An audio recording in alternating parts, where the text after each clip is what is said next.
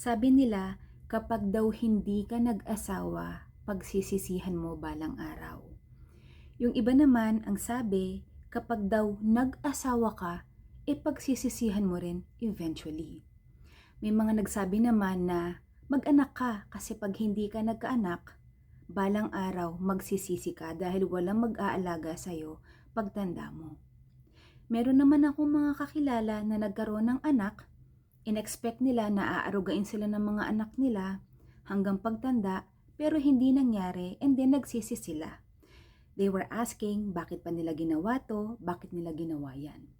Ilan lamang yan sa mga pinaka-importanteng desisyon na gagawin ng isang tao sa buhay nila. At kasama ko doon. Dahil isa ako sa mga taong nagdesisyon na huwag munang mag-anak at huwag munang mag-asawa. Yes, ako po ay 39 years old, single, never been married, at walang anak, not dating at the moment. So, paano natin malalaman kung tama na ba yung desisyon o mali? Sa totoo lang, hindi naman talaga natin malalaman kung tama o mali hanggat wala pa yung resulta. Ang mahalaga, anuman ang landas o direksyon na tatahakin natin, anuman yung desisyon na pipiliin natin, ito man ay katanggap-tanggap sa iba o hindi, ang mahalaga ay yung ano yung alam nating desisyon para sa sarili natin.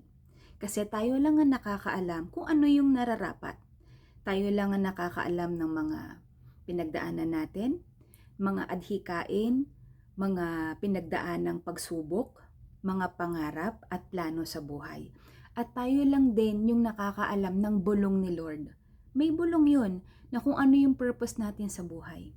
Ang purpose ng tao hindi lang naman natatapos sa pag-aasawa, pag-aanak at pagbubuo ng pamilya. Naniniwala ako na may mga taong nakatakdang maging single sa buhay nila. At ang purpose nila ay hindi lang mahalin yung magiging asawa at magiging anak, pero pwede ring mahalin yung kapwa. Pero sa sitwasyon ko, yes, of course, ako din po ay may balak bumuo ng sariling pamilya. Pero sa tamang panahon. Ang perspective ko, kung ano man yung path na piliin natin, dapat handa tayo sa mga consequences.